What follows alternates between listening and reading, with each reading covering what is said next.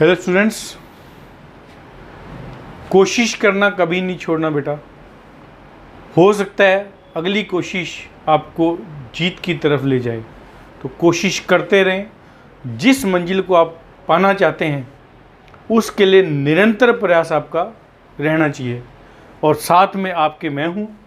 आज टॉपिक लेते हैं अपन कोशिका। बचपन से पढ़ते आ रहे हैं, इन द सेंस जब कोई स्टूडेंट्स 6 या 7th क्लास में होता है तब से उसको सेल पढ़ाना शुरू कर दिया जाता है। आज अपन देखेंगे इसके मेन पॉइंट्स, क्योंकि ये +2 के स्टूडेंट्स के लिए, +1 के लिए, बीएससी सेकेंड ईयर के बच्चों के लिए, और जो कैंडिडेट अदर कंपटीशन की तैयारी कर रहे हैं उनमें जहाँ कोशिका की ज़रूरत पड़ेगी या कोशिका के क्वेश्चन आएंगे वहाँ आपको बहुत ही ये कारगर साबित होगा।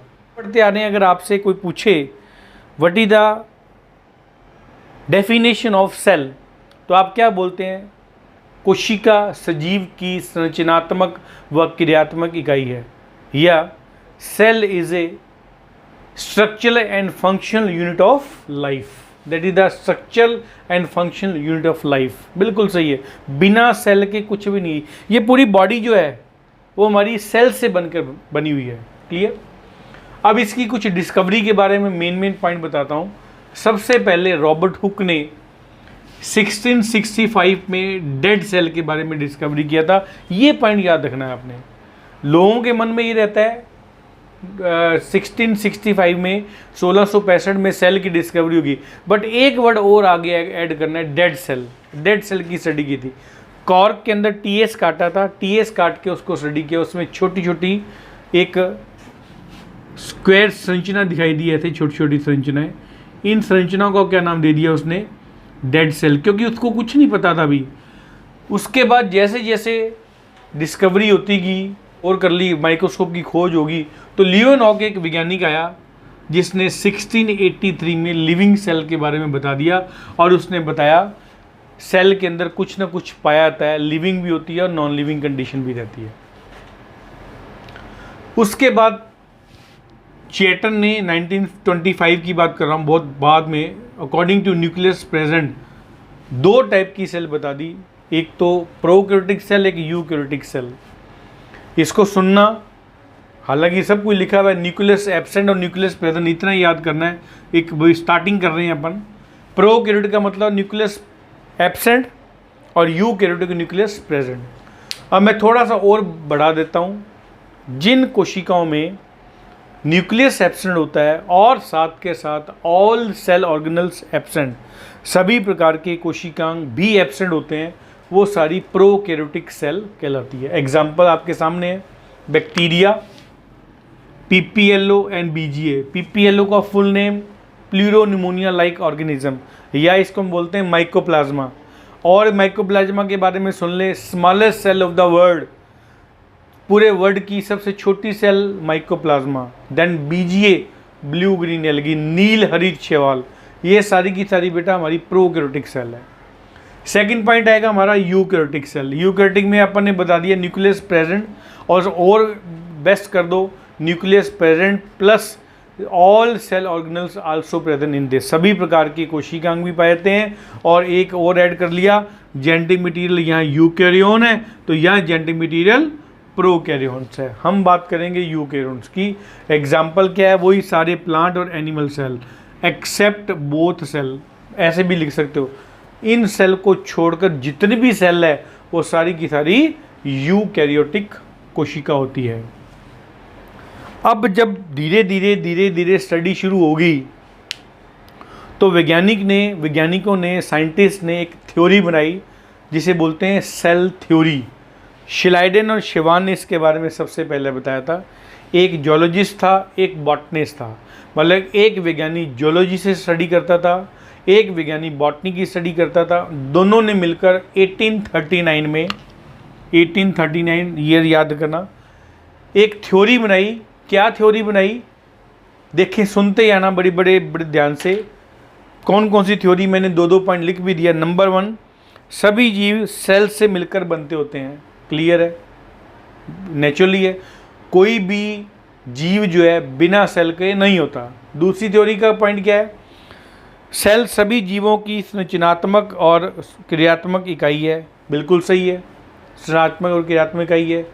तीसरा पॉइंट क्या दे दिया, सेल पूरी जैविक क्रियाओं की यूनिट होती है, जेनेटिक, ये देखो लिख दिया वाइटल एक्टिविटी की यूनिट, मतलब हमारी बॉडी में जितने भी एक्टिविटी जैविक क्रियाएँ होती हैं, जैविक क्रिया मतलब चलना, भोजन करना, उठना, बैठना, सांस लेना, मैं ह्यूमन बॉडी की बात कर रहा हूँ, एनिमल की या प्लांट की बात करें तो photosynthesis, respiration, growth, movement, transpiration, all are process vital activity, उनकी वो एक्टिविटी जो है सेल में पाई जाती है। वेरी गुड, बिल्कुल सही है। फिर फोर्थ पॉइंट क्या दे दिया, जेनेटिक की यूनिट, मतलब प्रत्येक सेल जेनेटिक्स की यूनिट होती है। अपन बोल सकते हैं हर सेल को एक जेनेटिक यूनिट है। क्यों जेनेटिक यूनिट है, क्योंकि उसके अंदर क्या प्रेजेंट है, सेल पाया में न्यूक्लियस पाया जाता है, बिल्कुल सही। आगे देखें, प्रोटोप्लाज्म प्रेजेंट इन सेल, हर कोशिका के अंदर जीव द्रव्य प्रोटोप्लाज्म पाया जाता है। फिर पॉइंट आ गई, नई सेल पुरानी सेल से बनती है, बिल्कुल सही है, जो पुरानी सेल है उसी से नई सेल बनती जाएंगी। जैसे इसको पहले भी आपने पढ़ा होगा, इसका लैटिन वर्ड है ओमनी सेलुला ई सेलुला, मतलब पुरानी कोशिकाओं से नई कोशिकाओं का निर्माण होता है, ये भी सही है। दूसरा पॉइंट लिख दिया, डिवीजन क्षमता पाई जाती है, मतलब सभी कोशिकाओं में डिवीजन की, विभाजन की क्षमता होती है, हर सेल विभाजन कर सकती है, ये भी क्लियर है।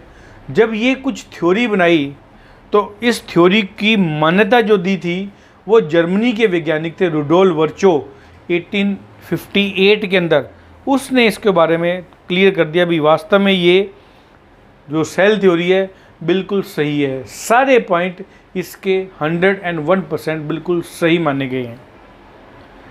क्लियर, ये तो थी हमारी सेल थ्योरी के बारे में, ये क्वेश्चन बहुत बार आया हुआ है। अब आएगा exception of cell theory. Cell theory का एक्सेप्शन भी होता है, ज़रूरी नहीं है सारे जीव जो है इसको माने, कुछ ऐसे भी हैं जो एक्सेप्शन है। कैसे, मैंने इसमें फिर 2-2 पॉइंट 3-3 पॉइंट लिख दिया। सेल के बाहर कणों के रूप में, सेल के अंदर रेप्लिकेशन एंड मल्टीप्लिकेशन करते हैं, मतलब कुछ ऐसे जीव भी होते हैं जो सेल के बाहर हैं तो है वो क्रिस्टल फॉर्म में रहेंगे, परंतु जैसे किसी लिविंग सेल में पहुंचते हैं वहाँ रेप्लिकेशन या मल्टीप्लिकेशन करके और वो क्या करेंगे, वापस अपनी एक्टिविटी को कर देंगे। एग्जाम्पल याद करना, वायरस और बैक्टीरियोफेज। अपन तभी बोलते हैं ना आने वाले टाइम में, अब ये क्या है, ये कोरोना जो चल रहा है ये क्या है, बायोवार है, वायरस चाइना ने अपनी लैब से इसको छोड़ दिया और वो धीरे धीरे धीरे फैल गया पूरे वर्ल्ड के अंदर। तो वही पॉइंट है, आने वाले टाइम में यही होगा। जैसे फॉर एग्जांपल ये एक प्रकार का कवर है मोबाइल का, परंतु ये हो सकता है ये सारा का सारा क्या है, वायरस से बना हो, because virus is a crystal, मतलब क्रिस्टल फॉर्म में बाहर अगर है, सेल के बाहर है तो क्रिस्टल फॉर्म बनता है, और सेल के अंदर जब तक नहीं जाएगा तब तक वो एक्टिवेट नहीं होगा। आप कोरोना को अच्छी तरह पढ़ लें, वही पॉइंट आ रहा है इसके अंदर जो अपन ने पढ़ा है, ठीक है। एग्जाम्पल वायरस एंड बैक्टीरियोफेज, बहुत सारे वायरस आप लोगों ने पढ़ लिए होंगे अब तक। अब नेक्स्ट पॉइंट आता है इसके अंदर, अब इसके अंदर मैं 2-3 पॉइंट और ऐड कर रहा हूँ। इसमें न्यूक्लिक एसिड, डीएनए, बड़े ध्यान से सुनना इस पॉइंट को बेटा, डीएनए और आरएनए, मैंने ये वर्ड नहीं बोला, इसमें डीएनए एंड आरएनए पाया था, नो, या तो इसके अंदर डीएनए होगा या फिर इसके अंदर आरएनए होगा, दोनों में से कोई एक होगा तो ये सेल थ्योरी खत्म होगी। एक दोनों होने चाहिए ना, सेल के अंदर तो दोनों होते हैं, परंतु इनमें एक ही डीएनए होगा, या वो न्यूक्लिक एसिड डीएनए होगा या वो न्यूक्लिक एसिड आरएनए होगा। ओके, सेल के बाहर इनएक्टिव हो जाते हैं, सेल के बाहर आते ही इनएक्टिव हो जाएंगे। जैसे हमारी बॉडी में अंदर जाएगा सेल वायरस इन्फेक्शन करेगा, बाहर आएगा नॉर्मल, कुछ भी नहीं पता। देन इसलिए इनको क्या कहते हैं, सेलुलर स्टेज प्राप्त नहीं होती, क्योंकि जैसे ही किसी सेल के अंदर जाते हैं तब वो एक्टिव होते हैं, जबकि बाहर आते ही वो निष्क्रिय हो जाते हैं, इनएक्टिव हो जाते हैं बाहर आते ही, इसलिए इनको सेलुलर स्टेज प्राप्त नहीं होती। इसलिए ये सेल थ्योरी के एक्सेप्शन माने जाते हैं। तो वायरस, बैक्टीरियोफेज सेल थ्योरी के एक्सेप्शन। और मैंने 2-3 एग्जाम्पल दे दिया, अमीबा, पैरामीशियम, प्रोटोजोआ, ये सेल थ्योरी की एक्सेप्शन है। एल्गी, मतलब एक ही सेल में सब कुछ हो रहा है। वाउचेरिया, मल्टी सेलर हो गया, मतलब एक cell multi cellular condition, multi nuclear sorry, एक सेल मल्टी न्यूक्लियस कंडीशन नहीं होना चाहिए। राइजोपस में भी यही कंडीशन है, एक सेल मल्टी न्यूक्लियस कंडीशन, क्योंकि सेल थ्योरी भी ये बताती है एक सेल एक न्यूक्लियस, एक सेल एक न्यूक्लियस, बट ये सारे के सारे एक्सेप्शन है। अब लास्ट में जब वैज्ञानिकों ने इसकी स्टडी की तो वैज्ञानिक ने पाया ज़्यादातर सेल आप ऐसे बना रहे थे ना बेटा, ये सेल की कंडीशन बना दी, इसे ये सेल होता है। एक्चुअल में सेल बॉक्स की तरह होता है, क्यूब जिसे बोलते हैं ना, क्यूब, वो क्यूब की तरह दिखता है। ये देखो इस प्रकार, दैट इज द सेल, जिसमें एक कमरे की तरह होता है, आउटर इनर, ये सारी कंडीशन मिलेगी इसके, दैट इज द क्यूब। ऐसे चौकोर खाना होता है ना जैसे, उस प्रकार की सेल, मतलब इधर भी है, इधर भी है, इधर भी है, इधर भी है, ऊपर नीचे दाएं बाएं लेफ्ट राइट सब मिले, इस प्रकार का एक बॉक्स होता है, दैट इज द सेल। अब अपन नेक्स्ट करेंगे इसकी सेल वॉल। चलिए नेक्स्ट शुरू करते हैं। सेल वॉल मेन टॉपिक देखें, इसके अंदर आउटर स्केलेटन होता है, मतलब सेल का आउटर स्केलेटन कौन बनाएगा, वो सेल वॉल बनाएगी। किसने दिया था इसकी डिस्कवरी, याद करना, रॉबर्ट हुक ने सबसे पहले इसके बारे में बताया था। और इसकी जब डिटेल स्टडी की गई तो मॉर्फोलॉजी के अकॉर्डिंग बात करें तो इसमें 4 लेयर हैं, नाम पढ़ना एक एक का। मिडल लेमेला, मध्य पटली का हिंदी में कहते हैं, प्राइमरी सेल वॉल, प्राथमिक कोशिका भित्ति, सेकेंडरी सेल वॉल, द्वितीय कोशिका भित्ति, टर्शियरी सेल वॉल, तृतीय कोशिका भित्ति। यहाँ तृतीयक सेल वॉल के बारे में अगर बात करें तो किसी में होती किसी में नहीं होती, इसलिए इसमें ये इतना इंपॉर्टेंट नहीं है। ओवरऑल अगर बात पूछे आपसे how many type of layer present in cell wall, तो आपको बताना, मैंने नंबर भी लिख दिया। Middle lamella 1, primary cell wall 1, secondary cell wall 3, तो टोटल कितनी होगी 3 और 1 4 और 1 5, टोटल 5 लेयर पाई जाती हैं। ये आपका ऑब्जेक्टिव क्वेश्चन बन गया, ठीक है, मॉर्फोलॉजी के अकॉर्डिंग। ये डायग्राम आपके सामने बना हुआ, ये देखिए, ये भी सेल है, ये भी सेल है, ये भी सेल है, 2 सेल के मध्य, इन 2 सेल के मध्य एक लेयर पाई जाती है, ब्लैक कलर का देख रहे हो, that is the middle lamella. Theory भी अभी मेरे डायग्राम के साथ साथ पढ़ते हैं, मैं आपको अलग से भी बता दूंगा। मिडल लेमेला 2 कोशिकाओं को आपस में जोड़ना का कार्य करती है, that is known as cement layer. Cement layer का काम करती है, कैल्शियम और मैग्नीशियम पेक्टेट की बनी होती है। देन प्राइमरी सेल वॉल, ये रेड कलर की जो देख रहे हैं ये सिंगल लेयर होती है, प्राइमरी सेल वॉल पतली होती है ज़्यादातर, परंतु कभी कभी मोटी भी हो सकती है। पतली होने की वजह से इसमें इलास्टिसिटी ज़्यादा होती है, पढ़ेंगे अभी आपको क्लियर हो जाएगा। देन सेकेंडरी सेल वॉल, ये देखिए outer layer normal, inner layer normal, और जो लाइनिंग देख रहे हो बीच में मिडल लेयर, तो आउटर लेयर पतली, इनर लेयर पतली, मिडल लेयर मोटी होती है, that is the secondary cell wall. It means secondary cell wall 3 परतों की मिलकर बनी होती है। और ये टर्शियरी सेल वॉल जो मैंने आपको बताई है सभी प्लांट में नहीं पाई जाती, मैक्सिमम जिम्नोस्पर्म में मिलेगी या कुछ एंजियोस्पर्म में मिलती है, बाकी में नहीं मिलेगी। ये इसकी मॉर्फोलॉजी है। डायग्राम आपका कई बार डायरेक्ट डायग्राम पूछ लेते हैं, तो डायग्राम याद करना, सेम डायग्राम बनाना, फुल मार्क्स मिलेगा, चाहे वो 1.5 नंबर का पूछे वो 3 नंबर का पूछे। एक एक को स्टडी करते हैं। फर्स्ट पॉइंट मिडल लेमेला लिख दिया मैंने, मेन पॉइंट, ताकि आपकी थ्योरी बन जाए। इसके अंदर सबसे बारी लेयर है, बिल्कुल सही है, सबसे बारी लेयर होती है, ठीक है, बाहर से देखने पर ये दिखाई देती है। और मज़े की बात देखो, 2 सेल के मध्य सीमेंट लेयर, बिल्कुल सही है, 2 सेल के मध्य क्या करेगी, सीमेंट लेयर का कार्य करती है। और लिख दिया कैल्शियम मैग्नीशियम पेक्टेट की बनी होती है, मुख्य रूप से कैल्शियम और मैग्नीशियम पेक्टेट की बनी होती है, ये पॉइंट याद रखना। और most important point, pectinase enzyme द्वारा अगर इसको डिसॉल्व करवाना है, गुलाना है, ख़त्म करना है, तो पेक्टिनेज एंजाइम अगर प्लांट में लगा देंगे तो उससे ये डिसॉल्व होएगा। और इससे नष्ट होने पर क्या होगा, सेल जो है अलग अलग हो जाएगी। मतलब अगर किसी प्लांट सेल को 2 सेल को अलग करना है तो सबसे पहले उसमें पेक्टिनेज एंजाइम डाल दिया जाता है, जिससे उसकी सेल में मिडल लेमेला अलग हो जाती है, डिसॉल्व हो जाती है। मिडल लेमेला डिसॉल्व होते ही दोनों सेल अलग अलग हो जाएंगी। अब देखिए इसका निर्माण कैसे होता है, साइटोकाइनेसिस द्वारा। ये देखो सेल याद, आपको सेल डिवीजन याद है, कैरियोकाइनेसिस एंड साइटोकाइनेसिस, केंद्रक विभाजन और कोशिका द्रव्य विभाजन। केंद्रक विभाजन को कहते हैं कैरियोकाइनेसिस और कोशिका द्रव्य विभाजन को कहते हैं साइटोकाइनेसिस। तो कोशिका विभाजन के दौरान जब किसी सेल में साइटोकाइनेसिस की क्रिया होती है उस समय मिडल मेला का निर्माण होता है, सबसे पहले याद रखना। और कैसे होगा ये भी पता होना चाहिए। जैसे आपने देखा होगा ये सेल है, आपको मैं बता देता हूँ, इसके बीच में यहाँ से सुनना, डायग्राम को देखना कैसे बना रहा हूँ। यहाँ से बनेगा अंदर से बाहर की तरफ, अंदर से बाहर की तरफ, अंदर से बाहर की तरफ, ये डॉट डॉट डॉट इकट्ठे हो जाएंगे। कौन होते हैं डॉट डॉट? गोल्जी बॉडी की वेसिकल और एंडोप्लाज्मिक रेटिकुलम, या ये कह सकते हो फ्रेगमोप्लास्ट इकट्ठे होंगे जो अंदर से बाहर की तरफ बनते चले जाएंगे। मतलब इन फ्रेगमोप्लास्ट की वजह से मिडल मेला का निर्माण होता है, इसलिए लिख दिया यहाँ फ्रेगमोप्लास्ट गोल्जी बॉडी की वेसिकल और एंडोप्लाज्मिक रेटिकुलम से बने होते हैं। ये पॉइंट आपको याद रखना, ठीक है। अब आ गया इसमें 2-3 पॉइंट और लिख दिया। एमएल की घुलनशीलता के, एमएल मैंने शॉर्ट में लिख दिया बेटा, मिडल मेला की घुलनशीलता के कारण फ्रूट सॉफ्ट होते हैं।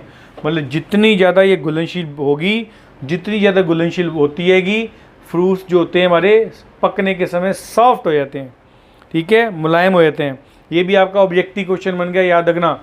और मिडल मेला की प्राइमरी स्टेज को क्या कहते हैं? Cell plate. ये जो बनती है पहले सेल प्लेट बनती है, दोनों दो सेल के मध्य है, ठीक है। तो सेल प्लेट बन गई, इट मीन्स जो मिडल मेला है उसकी प्राइमरी स्टेज हमारी तैयार होगी। ये भी आपका ऑब्जेक्टिव क्वेश्चन बन गया। तो ऑब्जेक्टिव क्वेश्चन देखो कितने बन गए। सीमेंट लेयर का काम मिडल मेला किसकी बनी होती है? कैल्शियम मैग्नीशियम पेक्टेट की। ऑब्जेक्टिव क्वेश्चन पेक्टिन एंजाइम द्वारा डिसोल्व कर सकते हैं। साइटोकाइनेसिस द्वारा इसका निर्माण होता है। फ्रेगमोप्लास्ट से बनते हैं। क्या होते हैं फ्रेगमोप्लास्ट? गोल्जी बॉडी की वेसिकल प्लस एंडोप्लाज्मिक रेटिकुलम को फ्रेगमोप्लास्ट कहते हैं। फ्रूट सॉफ्ट क्यों होते हैं? मिडल मेला की घुलनशीलता के कारण। इसकी प्राइमरी स्टेज को कहते हैं सेल प्लेट। तो बेटा ऑब्जेक्टिव क्वेश्चन कोई बाहर से नहीं आना, इसी के अंदर से बनना है, ठीक है। इसको एक को थ्योरी को ढंग से पढ़ो। सेकंड पॉइंट देखें, प्राइमरी सेल वॉल, इसमें भी लिख दिया मिडल मेला के दोनों तरफ। ये देखिए आप, अगर इधर बनी है ना, तो अगर मैं इधर डायग्राम बनाऊंगा तो इधर भी बनेगी ना, इधर भी बनेगी। तो इसके मिडल मेला के ऊपर और नीचे दोनों तरफ मिलेगी। तो लिख दिया कि दोनों तरफ सेलुलोज, हेमीसेलुलोज और सम पैक्टिन मतलब कुछ पैक्टिन, बहुत ज़्यादा नहीं। तो इसका मतलब सेलुलोज और हेमीसेलुलोज और कुछ पैक्टिन की मिलकर बनी होती है। पतली होती है और इलास्टिक होती है इसके अंदर, मतलब श्यानता प्रदान करती है। इसमें इलास्टिक होने की वजह से क्या होगा, इसमें ऑप्टिकली एक्टिव हो जाती है ये, मतलब विषमदैशिक रूप से ऑप्टिकली एक्टिव हो जाती है, मतलब ट्रांसपेरेंट हो जाती है, याद रखना। अब मोस्ट इंपॉर्टेंट पॉइंट याद रखना, इसके अंदर पतली है तो एक्सटेंशन होगा, मतलब इसमें फैलाव की क्षमता है। तो ये जो प्राइमरी सेल वाल है ये फैल और सिकुड़ सकती है, दोनों कंडीशन है। सेकेंडरी वाल में नहीं होता ऐसा, केवल प्राइमरी सेल वाल में एक्सटेंशन की क्वालिटी होती है। अब देखो, अभी पतली वर्ड बोल रहे हैं ना, कुछ स्पेशल एग्जांपल फिर ऑब्जेक्टिव क्वेश्चन बन के। कुछ प्लांट खजूर, डायोस्पाइरोस और कुचला एक प्लांट का नाम है, उसकी एंडोस्पर्म की सेल में, भ्रूणपोष की कोशिकाओं में यह मोटी हो जाती है। देख लो, इन 3 प्लांट के अंदर मिलता है, मोटी सेल हो जाती है इसके अंदर, ठीक है। और जिनमें कार्बोहाइड्रेट के रूप में इसमें फूड स्टोरेज बनता है, याद रखना। इनमें तीनों प्लांट में ये प्राइमरी सेल वॉल मोटी होती है। क्यों होती है? कार्बोहाइड्रेट की डिपोजिशन की वजह से फूड स्टोरेज का काम करती है, इसलिए फूड स्टोरेज की वजह से ये मोटी हो जाती है, याद रखना ये पॉइंट। नेक्स्ट पॉइंट पढ़ेंगे अभी, सेकेंडरी सेल वॉल। चलिए third point, secondary cell wall. Diagram आपके सामने है। सेकेंडरी सेल वॉल क्लियर हो गया, प्राइमरी से मोटी होगी और अंदर की तरफ होगी, तो लिख दिया प्राइमरी सेल वॉल से मोटी, ये थ्योरी बन गई। और मजे की बात देखो, अभी अपन ने पढ़ा था प्राइमरी सेल वॉल में एक्सटेंशन की क्षमता है, मतलब फैल सकती है, बट यहाँ लिख दिया एक्सटेंशन की क्षमता एब्सेंट या बहुत कम या न के बराबर होती है, ठीक है। देन किस का बना होता है? सेम है, ये भी सेलुलोज भी हेमीसेलुलोज, बिल्कुल सही है, सेलुलोज हेमीसेलुलोज की बनी होती है। इसके अलावा इसके अंदर लिग्निन, सुबेरिन भी पाए जाते हैं, जबकि प्राइमरी सेल वॉल में लिग्निन अपन ने नहीं पढ़ा, नहीं होता उसके अंदर, ठीक है। नेक्स्ट पॉइंट देखें, अगर इसकी लेयर की बात करें तो बाहर से अंदर की तरफ या अंदर से बाहर की तरफ 3 लेयर पाई जाती हैं। नाम दे दिया वैज्ञानिक ने, outer layer S1, middle layer S2, inner layer S3। Theory में लिख सकते हैं S1 S3, मतलब आउटर लेयर और इनर लेयर पतली होती है, जबकि S2 मिडल लेयर मोटी होती है। डायग्राम आपके सामने है, this is the middle layer. ये लाइनिंग जो देख रहे हो आप, ये मोटी है, ये भी पतली, ये भी पतली, इसलिए आउटर और इनर लेयर पतली और मिडल लेयर मोटी होती है। फंक्शन क्या है इसका? मेन यांत्रिक बल प्रदान करना होता है, ठीक है। और मेन पॉइंट, इसलिए इसको primary outer layer, middle layer, inner layer को पहचानने का और क्या तरीका है? इसकी केमिकल कंपोजिशन, जो अपने इतना डिटेल करने की जरूरत नहीं है, एमएससी लेवल में होता है। केमिकल कंपोजिशन से ये पहचानी जाती है। तो ये हो गया सेकेंडरी सेल वॉल। अब आएगा last point, tertiary cell wall, जो मैंने पहले बताया था। एक स्पेशल टॉप पार्ट है, जाइलॉन से बनी होती है, ठीक है। और जो मैंने बार बार आपको पहले बताया था डायग्राम के समय, जिम्नोस्पर्म की ट्रैकीट्स में पाती है, एंजियोस्पर्म में तो मिलेगी नहीं, है ही नहीं एंजियोस्पर्म में, याद करना, ठीक है। जिम्नोस्पर्म में भी किस में? ट्रैकीट्स के अंदर, जाइलम के अंदर जो ट्रैकीट्स होती है उसके अंदर मिलेगी। और मोस्ट इंपॉर्टेंट पॉइंट ये देखिए, इसमें लिख दिया मैच्योर निष्क्रिय ऑर्गेनल्स और डेड पदार्थों से मिलकर बनी होती है। तो ये इसका निर्माण भी क्लियर हो गया, किस किस से मिलकर बनी होती है tertiary cell wall. Mature part है जो निष्क्रिय ऑर्गेनल, मतलब जो ऐसे सेल ऑर्गेनल्स, ऐसे कोशिकांग जो निष्क्रिय हैं, काम करना बंद कर दिया, और डेड पदार्थ जो उसके अंदर पड़े हैं, वो सारे मिलकर टर्शियरी सेल वॉल का निर्माण कर देंगे। That is only present in gymnosperm tracheids, gymnosperm की ट्रैकीट्स में मिलती है। तो ये तो हुआ बेटा मॉर्फोलॉजी ऑफ सेल वॉल। आज की इस वीडियो में अपन इतना ही करेंगे अपन, क्योंकि ज़्यादा लंबी हो जाएगी वीडियो फिर। अब नेक्स्ट वीडियो में लेके आऊँगा वो ultra structure of cell wall होगी, जिसके अंदर अपन पढ़ेंगे ultra structure of cell wall, cell wall की chemical composition, origin and development क्या है इसका सेल वॉल में, और सेल वॉल की थिकनिंग कैसी होती है। ये सारी मैं एक ही वीडियो में डाल दूंगा, तो इससे सेल वॉल की आपकी 2 वीडियो बन जाएगी। तो वही पॉइंट बेटा, ये video +2 +1 next most important point आपका नीट की जो तैयारी कर रहे हैं वो, या कॉलेज लेवल के जो स्टूडेंट्स हैं, बीएससी सेकेंड ईयर के बच्चे, या अदर यूनिवर्सिटी के जो स्टूडेंट्स हैं, उन सब के लिए ये वीडियो बेनिफिट रहेगी। अदर कंपटीशन के एग्ज़ाम दे रहे हैं जिनमें कोशिका के क्वेश्चंस आते हैं, उनके लिए बहुत बेनिफिट रहेगी। सेम पॉइंट, अगर आपने चैनल को अभी देखा है तो मेरे चैनल को सब्सक्राइब करें, बेल आइकन को दबाएं, ताकि जो मैं वीडियो बना रहा हूँ रोज़ के रोज़ आपको नोटिफिकेशन उसका तुरंत मिलता रहे। Thank you very much.